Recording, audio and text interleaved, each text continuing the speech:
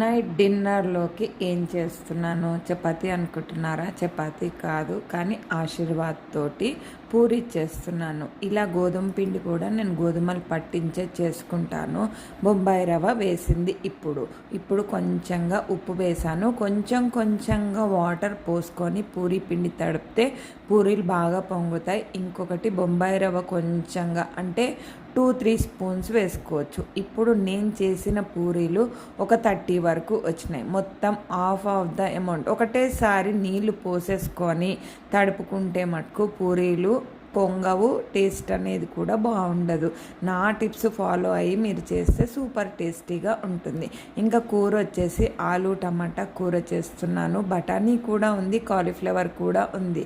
కానీ ఇంట్లో బఠానీ అంటేనే ఏమిటో వద్దు అని భయపడిపోతున్నాను. నాకేమో బఠానీ ఫేవరెట్, కానీ ఇంట్లో మటుకు బఠానీలు తిన్నారు. ఈ కటర్ ఎవరికైనా కావాలి అని అంటే మటుకు చాలా బాగుంది. రివ్యూ ఇస్తున్నానని కాదు, నేను ట్రై చేశాను కాబట్టి చెప్తున్నాను.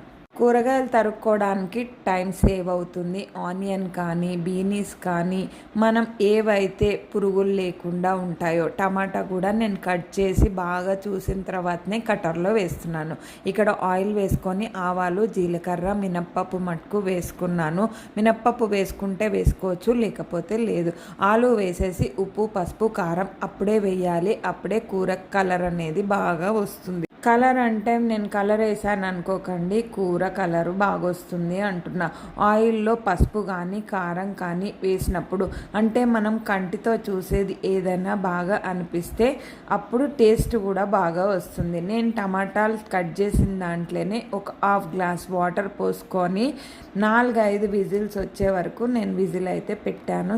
2-3 వచ్చినా కూడా సరిపోతుంది. ఆలు అయితే ఎక్కువగా వేయలే కదా.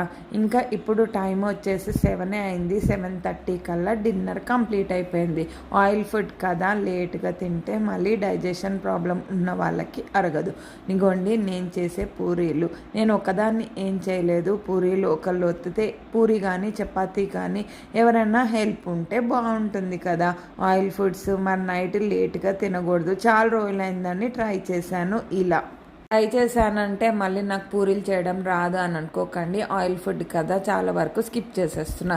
వడలు కానీ గారెలు కానీ పునుగులు కానీ ఈ మధ్యకాలంలో ఇవేవి కూడా ట్రై చేయట్లేదు అని చెప్తున్నాను. పూరీ కంప్లీట్ అయిపోయింది. ఆలూ కర్రీ ఆలూలో స్మాష్ చేయాలి. స్మాష్ చేసి ఒక 2 నిమిషాలు స్టవ్ మీద ఉంచేస్తే కూర రెడీ అయిపోయినట్టే. మరి మీరు ఇలా సింపుల్గా ట్రై చేసుకోండి. బాయ్. సబ్స్క్రైబ్ చేసుకోండి. ఇన్స్టాగ్రామ్లో కూడా ఫాలో అవ్వండి. థ్యాంక్